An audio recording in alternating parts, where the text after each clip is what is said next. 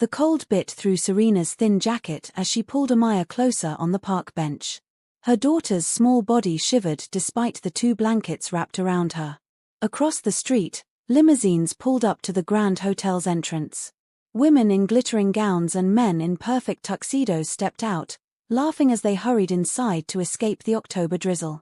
Serena watched them with hollow eyes. 3 weeks. That's how long they'd been sleeping in parks, shelters, and once in a subway station. She'd lost her job when her landlord sold the building. New owners wanted everyone out in 30 days. She'd tried, applied everywhere, but nobody wanted to hire someone with no permanent address. The money ran out. Then the options ran out. Now they had nothing. "Mama, I'm cold," Amaya whimpered, pressing her face against Serena's chest. "I know, baby. I know." Serena kissed her daughter's forehead, fighting back tears. She'd failed. She'd promised Amaya they'd always have a home, always be safe. That promise was broken. A man in an expensive charcoal suit walked past their bench, heading toward the hotel. Something made Serena speak, perhaps desperation or perhaps just the need to say the words out loud to someone who looked like he had everything she'd lost. "Everyone has a home," she whispered, more to herself than to him. "Except me." The man stopped. Turned. His blue eyes were kind but concerned as he looked at her and then at the small child in her arms. "Except you," he repeated gently. Serena hadn't expected him to hear her, much less respond. She looked down at Amaya, who had fallen into an exhausted sleep. "We've been on the streets for 3 weeks. I lost my job, lost our apartment. I've been trying so hard, but nobody will give me a chance. I just want my daughter to be warm and safe. That's all I want." The man crouched down so he was at eye level with her. Rain dripped from his dark hair. "What's your name?" "Serena. Serena Washington. This is my daughter, Amaya. I'm Harrison Cole." He studied her face for a long moment. "How old is your daughter?" 4. Harrison pulled out his phone. "I'm calling for a car. You're coming with me right now. Both of you." Serena's first instinct was to refuse, but she looked down at Amaya's pale face and stopped herself. This might be their only chance. "Where?" "First, to the hotel to get you warm and fed. Then we'll figure out the rest. Will you accept my help?" "Yes," Serena said, her voice cracking. "Yes, please. Thank you." Have you ever been one decision away from losing everything? What would you do? Drop a comment below and subscribe to see how Serena's life changes tonight. Harrison's car arrived within minutes. A sleek black sedan with heated seats. The driver didn't ask questions, just helped them inside. Serena held Amaya close as warmth finally seeped into their frozen bones. "The gala tonight is for a children's charity," Harrison said as they drove. "Ironic, isn't it? I've donated millions to help families like yours, but I've never actually met anyone who needed that help. Until now. Why are you doing this?" Serena asked quietly. "Because you asked. Because your daughter is cold. Because I can help, and it would be wrong not to." Harrison looked at her seriously. "I don't want you to think this is charity in the way that makes you feel small. This is just one person helping another person. That's all." The hotel lobby was warm and bright. People in expensive clothes moved past them, some staring at Serena's worn jeans and dirty sneakers. Harrison didn't seem to notice or care. He led them to the elevator and up to a suite on the top floor. "Take a hot shower, both of you," Harrison said, pointing to the bathroom. "There are robes in the closet. I'll order food. What does Amaya like?" "Chicken fingers," Serena said, tears streaming down her face now. "And French fries. She loves French fries." "Then that's what she'll have." Harrison smiled. "Go get warm. We'll talk after you eat." The hot water was the most beautiful thing Serena had felt in weeks. She washed Amaya first, scrubbing the dirt from her daughter's skin and hair, then cleaned herself. When they emerged in the fluffy white robes, food was waiting. Real food. Hot food. Amaya ate like she was starving, which she nearly was. Serena tried to eat slowly, to maintain some dignity, but hunger won. Harrison sat across from them, drinking coffee and making phone calls. When they finished, Harrison set down his phone. I have a guest house on my property. 3 bedrooms, full kitchen, completely furnished. It's empty right now. I want you to stay there. No rent. Just stay there and focus on getting back on your feet. Serena stared at him. I can't just take that from you. You can, and you will, Harrison said firmly. You need help. I'm offering it. Please accept it. Okay, Serena whispered. Okay. Yes. Thank you. Thank you so much. Harrison's property was 30 minutes outside the city. The main house was massive, modern glass and stone sitting on 5 acres of land. The guest house sat behind it, smaller but still larger than any place Serena had ever lived. 2 stories, painted cream with dark blue shutters. It's too much, Serena said as Harrison unlocked the door. It's exactly enough, Harrison replied.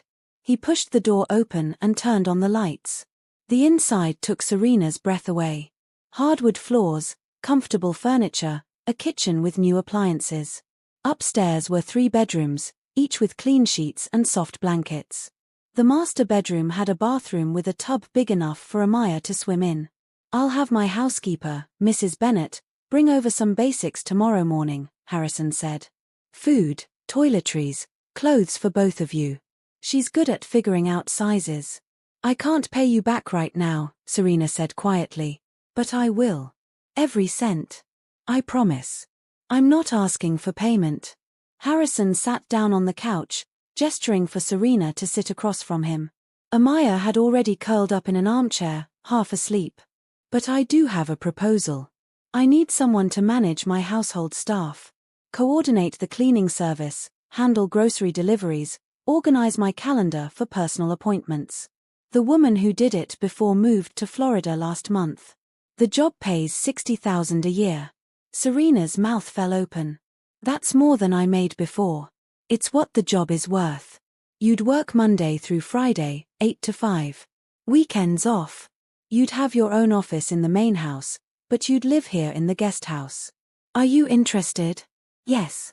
The word came out instantly. Yes, absolutely. When do I start? Tomorrow, if you're ready. Mrs. Bennett will train you for the first week. Harrison stood. Get some rest tonight. Real rest, in a real bed. Tomorrow, everything changes. After Harrison left, Serena carried Amaya upstairs to one of the smaller bedrooms. She tucked her daughter into the soft bed and kissed her forehead. We're safe now, baby. We're really safe. She walked to the master bedroom and stood in the doorway. Her own room. Her own bed. A home. She'd accepted help from a stranger, and he'd given her back her life. Serena lay down on the bed fully clothed, too exhausted to change. Within seconds, she was asleep, truly asleep, for the first time in weeks. Morning came with sunlight streaming through the windows. Serena woke confused for a moment, then remembered. The guest house. Harrison. The job. She sat up quickly and checked her phone. 8 in the morning. She rushed to Amaya's room, but her daughter was still sleeping peacefully. A knock at the front door made her jump. She ran downstairs and opened it to find an older white woman with silver hair and kind brown eyes holding several shopping bags. Good morning, dear. I'm Patricia Bennett, but everyone calls me Mrs. Bennett. She stepped inside without waiting for an invitation. Mr. Cole asked me to bring you some essentials. I took the liberty of estimating sizes. If anything doesn't fit, I'll exchange it today. The bags contained clothes, shoes, toiletries, and groceries. Everything they needed. Serena started crying again. Now, Mrs. Bennett said gently. Mr. Cole told me what you've been through. You're safe now. Let's get you and your little one settled, then I'll show you around the main house. Mrs. Bennett was efficient and warm at the same time. She helped Serena organize the guest house, putting clothes in drawers and food in the kitchen. When Amaya woke up, Mrs. Bennett made her pancakes and talked to her about starting preschool. Mr. Cole already made calls this morning, Mrs. Bennett explained as they walked to the main house later. He's arranged for Amaya to see Dr. Mitchell, a pediatrician, this afternoon. She'll make sure your daughter is healthy. Then tomorrow, Amaya will start at Little Stars Preschool. It's the best in the area. Serena felt overwhelmed by how fast everything was moving, but she forced herself to accept it. This was what help looked like. Real help. Not just sympathy, but action. The main house was even more impressive inside. Floor-to-ceiling windows looked out over the property. The kitchen was restaurant quality. Harrison's office took up half of the second floor. "Your office is here," Mrs. Bennet said, opening a door near Harrison's. A desk, computer, filing cabinets, and a comfortable chair waited inside. "I'll teach you the systems today. Tomorrow you'll start handling things on your own." They spent hours going through calendars, contact lists, and procedures. Serena took notes on everything. She'd always been organized, good with details. This job fit her perfectly. Harrison came home at 6. He found Serena in her new office, still studying the household management software. "How was your first day?" he asked from the doorway. "Good. Really good. Mrs. Bennet is a great teacher." Serena closed her laptop. "Dr. Mitchell saw Amaya this afternoon. She's healthy, just a little underweight. The doctor gave us vitamins and a nutrition plan." "That's great news." Harrison leaned against the doorframe. "I was thinking we could have dinner together. I usually eat alone, and it gets old. Would you and Amaya join me?" "You don't have to do that," Serena said. "I know. I want to. Besides, I'd like to get to know my new employee better." He smiled. Mrs. Bennet made pot roast. "There's more than enough." They ate in Harrison's dining room, a space that could have felt formal but somehow didn't. Harrison asked Amaya about her day, listening seriously as the 4-year-old described every detail of her doctor visit. He asked Serena about her previous jobs, her life before everything fell apart. "I worked in administrative support for a law firm," Serena explained. "I was good at it. But when I lost my apartment, I couldn't focus. I started making mistakes. They let me go. Then nobody else would hire me because I didn't have a good reference. Their loss is my gain," Harrison said simply. "You're clearly capable. Mrs. Bennet already told me you learn fast. Want to know what happens when two broken people find each other? Subscribe and comment your thoughts below."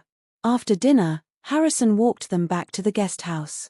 The evening was cool but not cold. Lights from the main house cast a warm glow across the lawn. "Thank you again," Serena said at the door. "For all of this. I know I keep saying it, but I need you to know how much this means." "You're welcome. Get some rest. Tomorrow's another big day." Harrison paused. "Serena, I meant what I said in the hotel. This isn't charity. This is what people should do for each other. You needed help. I could give it. That's all this is."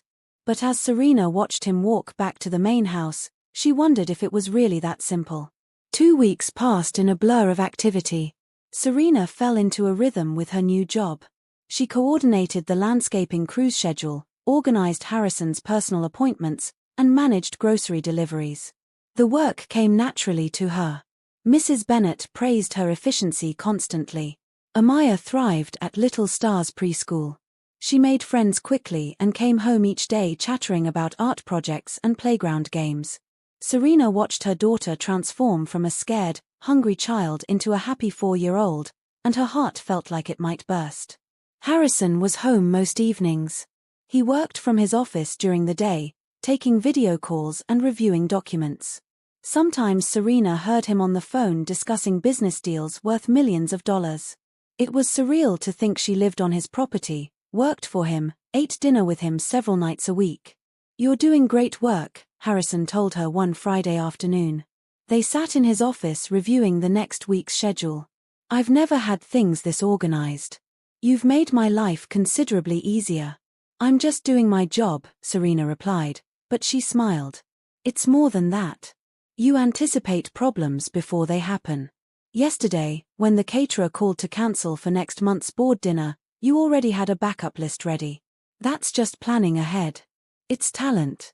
Harrison closed his laptop. "I want to teach you more about the business side of things. Budget management, vendor negotiations, contract review. Would you be interested in learning? Yes, absolutely. Serena leaned forward.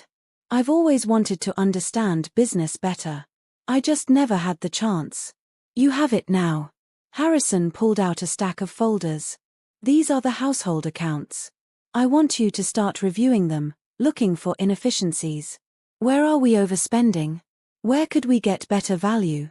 Make recommendations. Serena took the folders, feeling a thrill of excitement. This was real responsibility, real trust. I'll start tonight. Don't work too hard. You have a daughter who needs you. Harrison stood. Speaking of which, I have something for Amaya. Come with me. He led her downstairs to the garage, where a bright pink bicycle with training wheels sat waiting. A matching helmet hung from the handlebars. I thought she might like to learn to ride, Harrison said. Mrs. Bennett mentioned she's been watching the neighborhood kids on their bikes. Harrison, this is too much, Serena started, but he held up a hand. It's a bicycle. Every kid should have one. Let's go give it to her. They walked to the guest house together. Amaya was doing a puzzle at the kitchen table.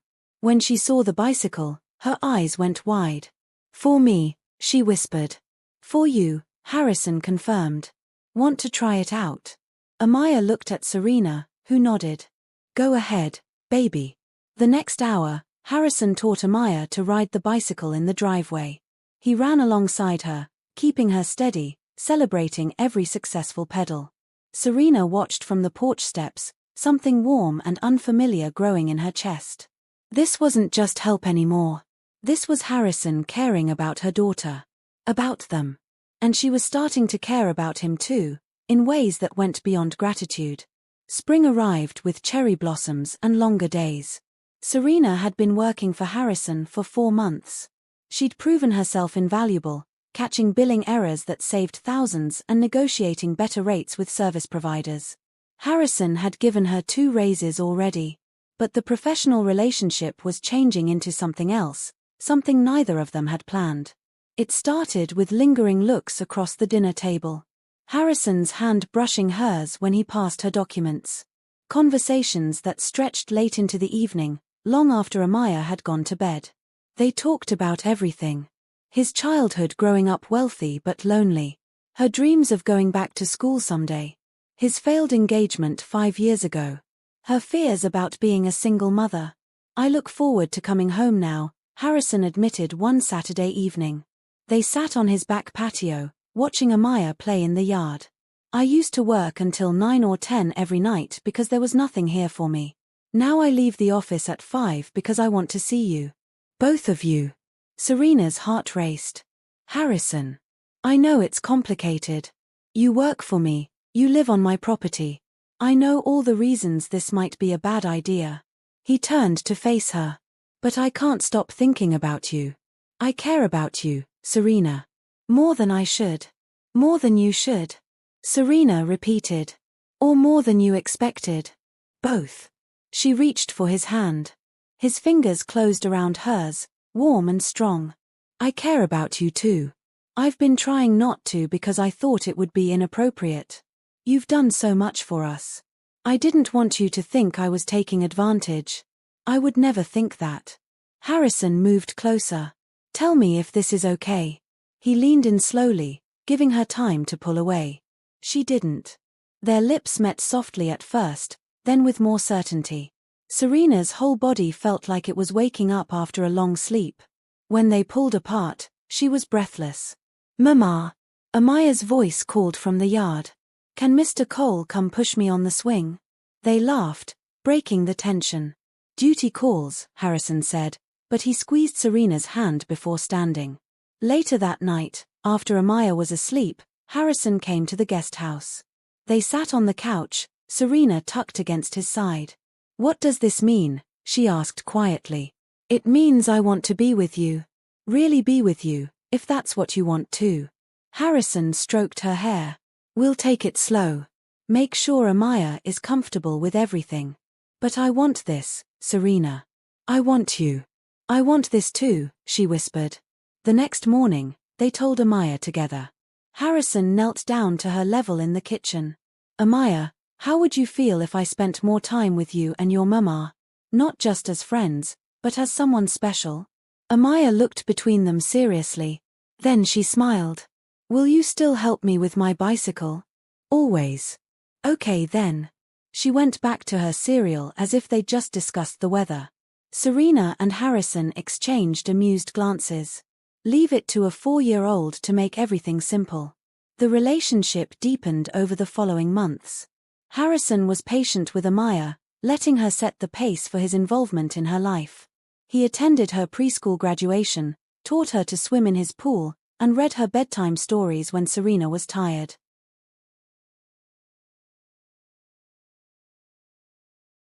With Serena, he was thoughtful and attentive. He took her to dinner at restaurants she'd only dreamed about. They walked through art museums on Sunday afternoons.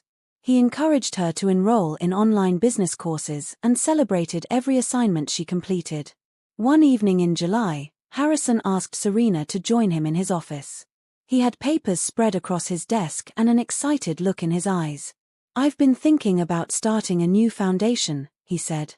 Focused specifically on helping homeless families. Emergency housing, job placement, childcare support. Everything you needed when we met. Serena sat down, intrigued. That sounds incredible. I want you to help me build it. Not just as my employee, but as a co-founder. You understand what families need because you've lived it. I have the resources, but you have the knowledge. Harrison pushed a folder toward her. I've already talked to lawyers. We can structure it so you have equal say in how the foundation operates. Harrison, I don't know anything about running a foundation. You'll learn. We'll learn together. He came around the desk. What do you think? Will you do this with me? Serena opened the folder and saw preliminary budgets, program outlines, and a mission statement. She read the last line aloud, because everyone deserves a home. Her eyes filled with tears. Yes. Yes, I'll do it. They worked side by side for weeks, developing the foundation structure. Serena brought insights Harrison had never considered. She insisted on wraparound services, not just housing. Mental health support, financial literacy classes, career counseling.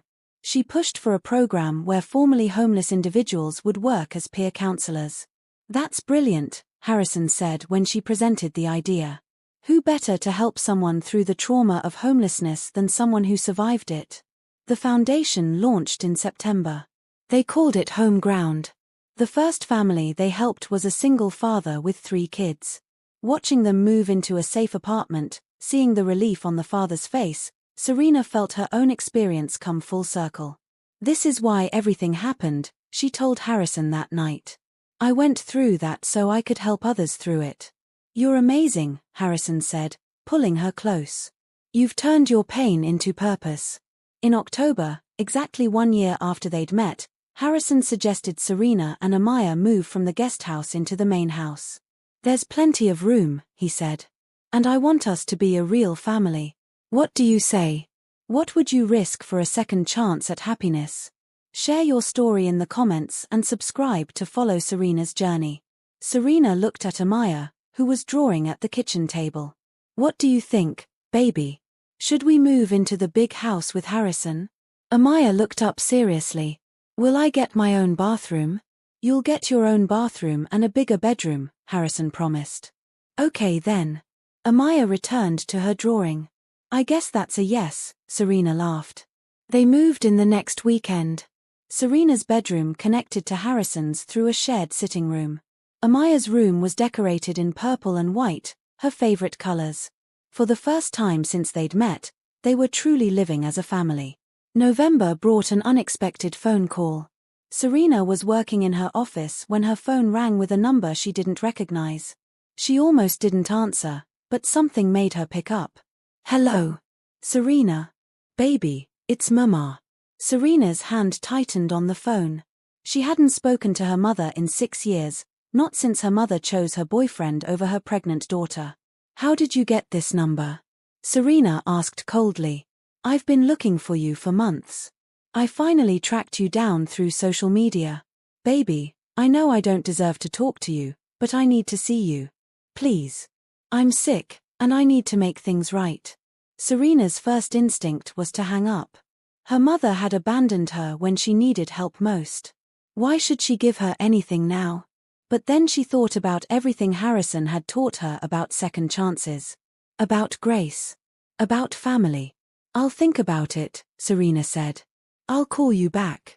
She sat in her office for a long time after the call ended. Finally, she went to find Harrison. He was in the living room, playing a board game with Amaya. Can we talk? Serena asked. Harrison saw her expression and immediately stood. Amaya, keep playing. I'll be right back. In his office, Serena told him about the call. I don't know what to do. Part of me wants to tell her to stay away. But part of me wonders if I should give her a chance. What does your heart say? Harrison asked gently. That I should meet her. But I'm scared. Then I'll come with you. You don't have to do this alone. Harrison took her hands. Whatever you decide, I'm with you. 2 weeks later, they met Serena's mother at a coffee shop in the city. Margaret Washington looked older than Serena remembered, thinner and tired. She cried when she saw Serena and tried to hug her. Serena stayed stiff in her arms. Thank you for coming, Margaret said, wiping her eyes. I know I don't deserve it. They sat down. Harrison stayed close to Serena, a steady presence. Why now? Serena asked. After 6 years, why reach out now? Because I was diagnosed with cancer 4 months ago. Stage 3. It made me look at my life and all the mistakes I made. Margaret's voice shook. The biggest mistake was choosing Richard over you. I was scared of being alone. I thought I needed him. But I needed you more, and I threw you away. You didn't just throw me away. You left me pregnant and scared. I was homeless, Mama. Me and your granddaughter were sleeping in parks. I know, and I'm so sorry. Margaret looked at Harrison. You must be the man who helped her. I saw pictures of you two online. Thank you for taking care of my daughter when I didn't. Serena didn't need me to rescue her, Harrison said firmly. She's strong enough to rescue herself. I just gave her an opportunity. They talked for 2 hours. Margaret had left Richard. She was living alone, going through chemotherapy, trying to get right with God and her conscience. She didn't ask for money or help. She just asked for forgiveness. I can't forgive you right away, Serena said honestly. You hurt me too much. But I'm willing to try. Maybe we can start slow. Phone calls. Then visits. We'll see where it goes. That's more than I deserve, Margaret said. Thank you, baby. Thank you so much. As they drove home, Serena leaned her head on Harrison's shoulder. Did I do the right thing? Only you can answer that. But I think choosing to try is better than choosing to hate. Hate poisons you. Forgiveness sets you free. When did you get so wise? When I met you. He kissed the top of her head. You've taught me as much as I've taught you. Christmas arrived with snow and celebration. The house was decorated with lights and garland. Amaya was beside herself with excitement about Santa Claus. Margaret came for Christmas Eve dinner, still awkward but trying. The reconciliation was slow, but it was happening. Home Ground had helped 50 families find housing in its first 3 months. Serena and Harrison worked together seamlessly, building something meaningful from their combined experiences and resources. On Christmas morning, after Amaya had opened all her presents and was distracted by a new dollhouse, Harrison led Serena to the living room window. Outside, the yard was covered in fresh snow. We met just over a year ago, Harrison said. On the worst night of your life. You were sitting on a bench in the rain, and you whispered something that changed everything for both of us. I remember, Serena said softly. You said everyone has a home except you. But that's not true anymore, is it?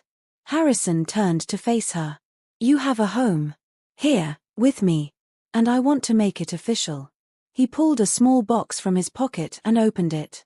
A diamond ring sparkled inside, simple and elegant. Serena Washington, will you marry me? Serena didn't hesitate. Yes. Yes, absolutely yes. Harrison slipped the ring onto her finger and kissed her. In the background, they heard Amaya gasp. Are you going to be my real daddy? Amaya asked, running over. If that's okay with you, Harrison said, crouching down. Yes. Amaya threw her arms around his neck.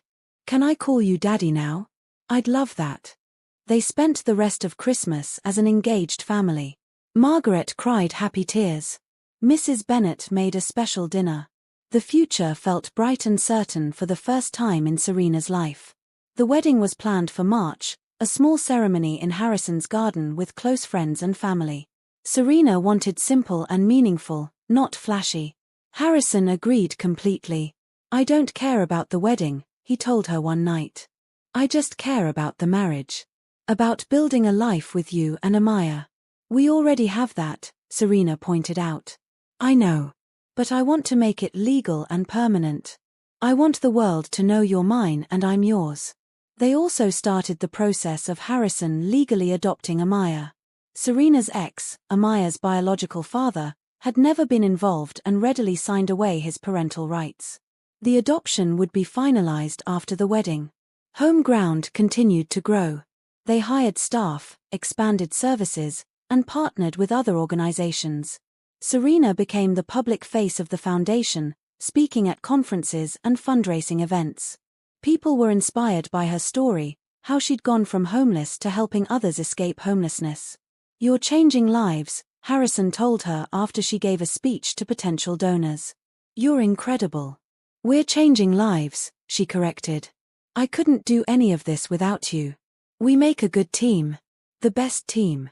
2 weeks before the wedding, trouble arrived in the form of a letter delivered to Harrison's office. Serena found him reading it, his face pale and angry. What's wrong? She asked. Harrison handed her the letter.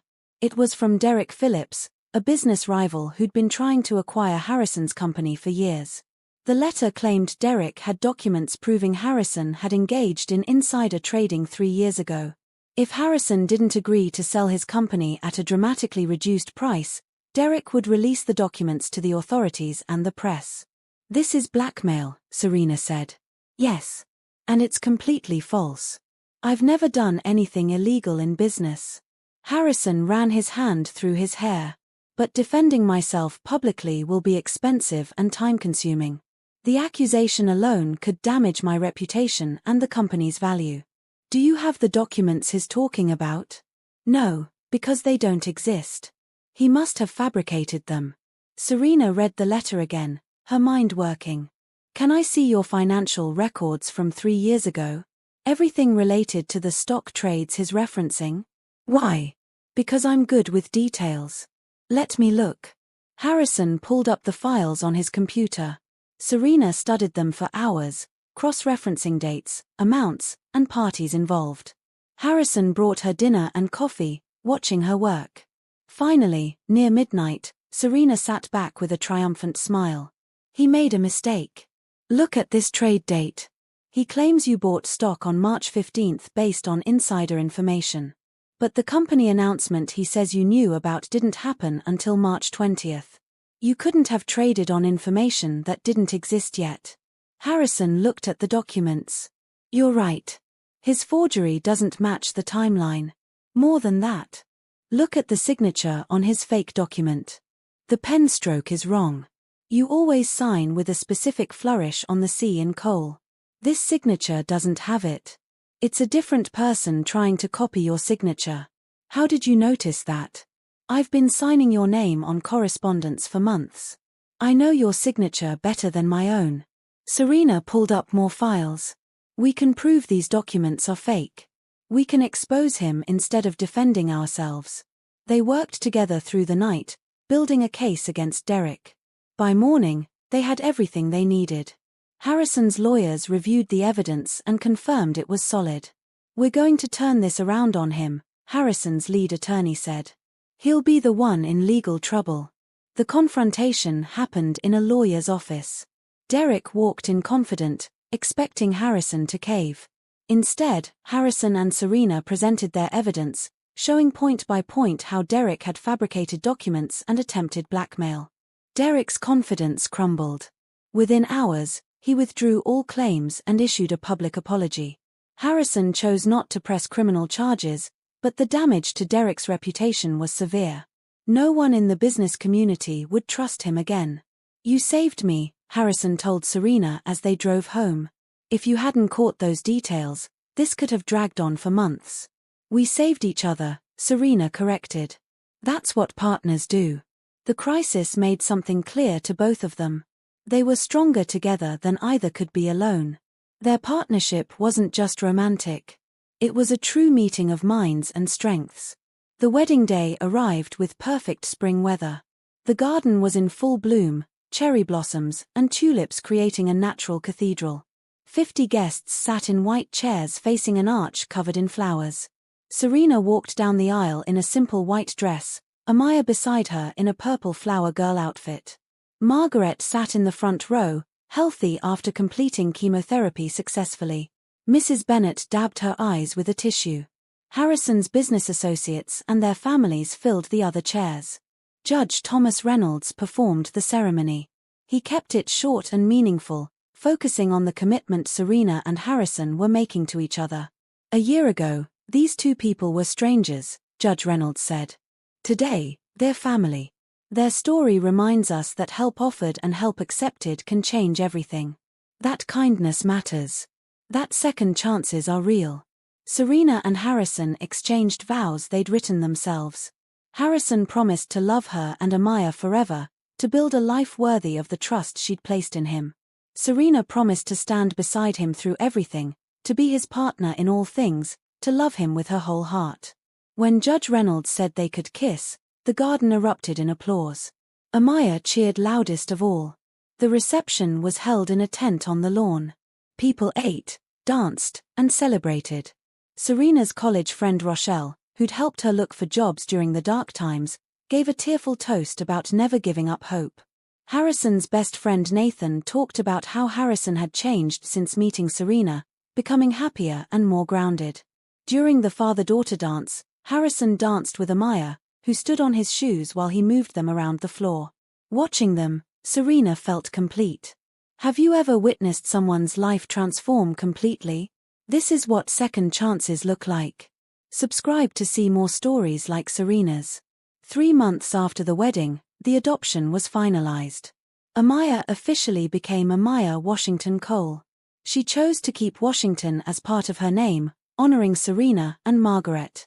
"I have 3 names now," she told her kindergarten class proudly. "Because I have lots of family."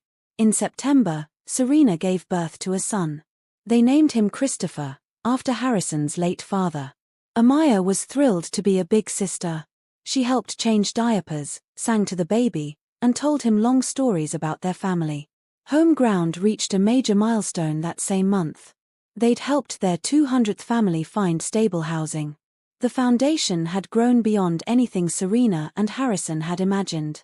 They now offered job training, childcare support, mental health services, and financial counseling.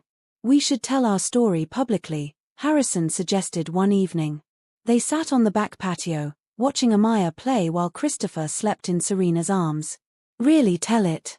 How we met, what happened, how we built this. It might inspire people. I used to be ashamed of being homeless," Serena admitted. "But now I see it differently. It was part of my path. It brought me here, to you, to this life. To helping others. So we'll tell it. Yes. We'll tell it." They were interviewed by a national magazine. The article, titled "From Homeless to Home Ground," became the most read piece in the magazine's history. People wrote letters sharing their own stories of homelessness, of accepting help, of rebuilding their lives. Many asked how they could support the foundation. Donations poured in. More families were helped. The foundation expanded to 3 more cities. Serena became a voice for homeless families nationwide, advocating for policy changes and increased funding for support services. Margaret recovered fully from cancer and became a volunteer at Home Ground, working directly with mothers who reminded her of Serena. She was building her own redemption, one family at a time. 5 years after that rainy night on the park bench, Serena stood in front of a crowd at Home Ground's anniversary gala. Harrison stood beside her, Christopher on his hip and Amaya holding his hand. Margaret sat in the front row. Mrs. Bennet beamed from her table. 5 years ago, I was the person who needed help, Serena said to the crowd. Today, I'm the person who can give it. That transformation didn't happen because I'm special. It happened because one person saw me, heard me, and chose to help. Then I chose to accept that help. Both choices mattered. She looked at Harrison. Someone asked me once what the secret to success is. I said there's no secret. It's about accepting help when it's offered, working hard when you get opportunities, and lifting others up when you're able. It's about believing people can change, that lives can be rebuilt, that everyone deserves a home. The crowd stood and applauded. Harrison kissed her cheek. Amaya waved at the audience. Christopher laughed and clapped his hands. Later that night, after the children were asleep and the house was quiet, Serena and Harrison sat together in their bedroom. She rested her head on his shoulder. "Do you ever think about that night we met?" she asked. "Every day.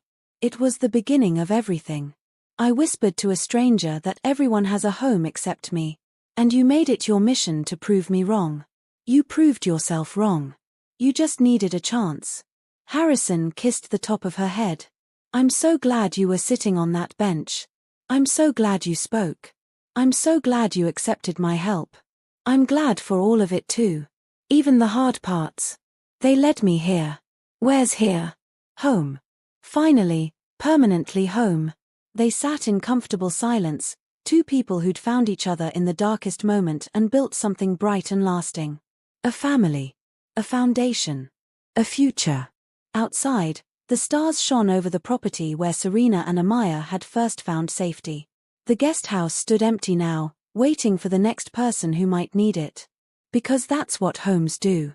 They shelter people. They offer safety. They give second chances. And everyone, absolutely everyone, deserves that chance.